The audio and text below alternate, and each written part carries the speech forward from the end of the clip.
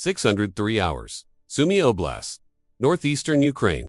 The staging area lay quiet beneath a February sky, still holding on to night. Ground crews completed final checks on 12 airframes. Then engines ignited, and the first wave lifted into darkness. Russian radar operator in Bryansk Oblast detected the initial contacts at 06 to 1 hours. Faint returns materialized at the edge of his coverage envelope. He counted 12 tracks, possibly 13. Each painted a radar cross-section, consistent. With a cruise missile, the kind of return that demands immediate attention at 6 in the morning, he flagged the tracks and forwarded the data up the chain. 3 minutes later, the information landed on the display of a Buk Chem-2 battery commander 70 kilometers north. A man who was about to spend $4.8 million in missiles, shooting down $33,000 worth of plastic and foam. He studied the contacts on his fire control display, 12 confirmed tracks pushing northeast at 160 kilometers per hour. Altitude steady between 600 and 900 meters.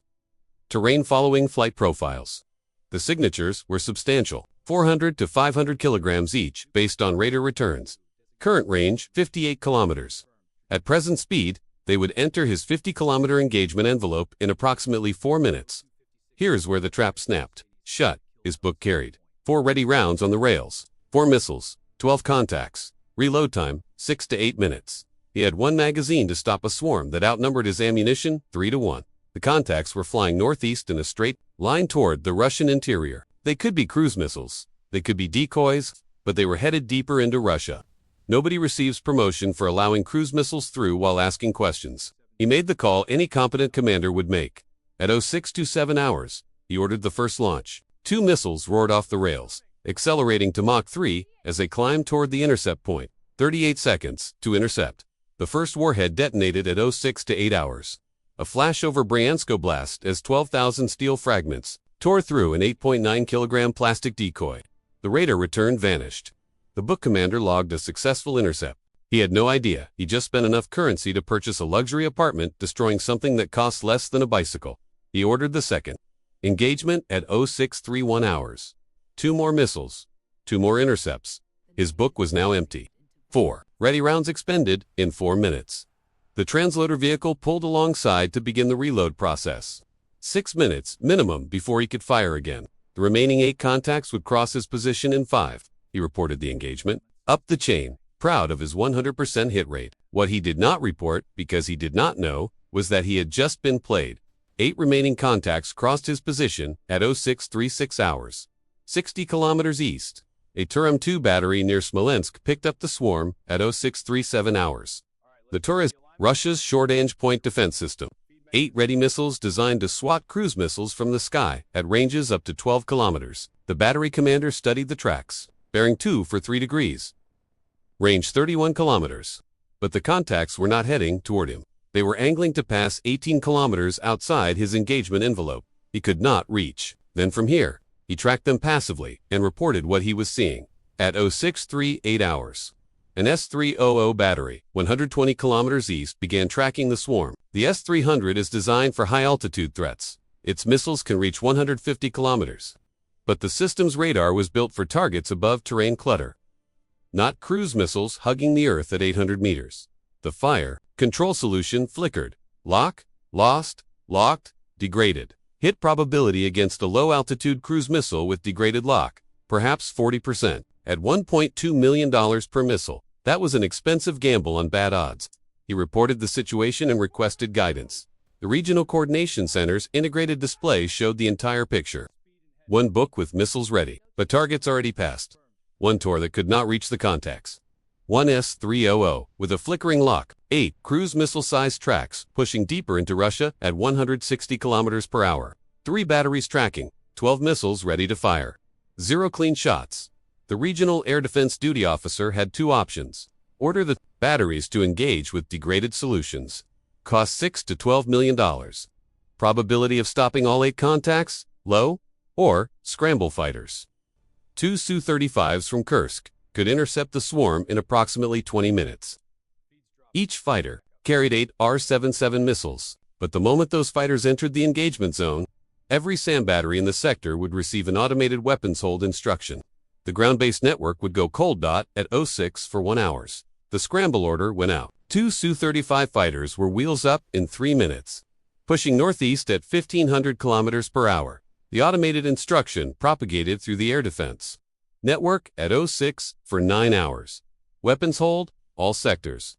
Targeting radars went silent. The Buk battery that had just finished reloading lowered its readiness status. The Tor stood down. The S-300 tracked passively. The airspace belonged to the fighters now. At 0658 hours, the Su-35s made radar contact.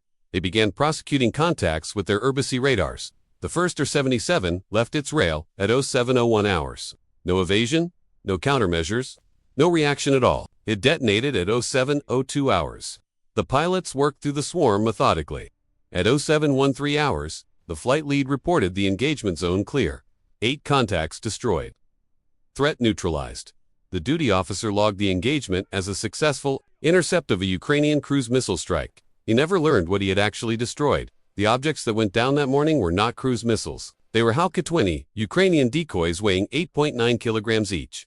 Built from plastic and foam, carrying a device called a Luneberg lens. A Luneberg lens captures incoming radar waves and focuses them like a mirror, reflecting nearly all the energy directly back at the source. An 8.9 kilogram drone suddenly paints a radar return 15 times larger than its actual size.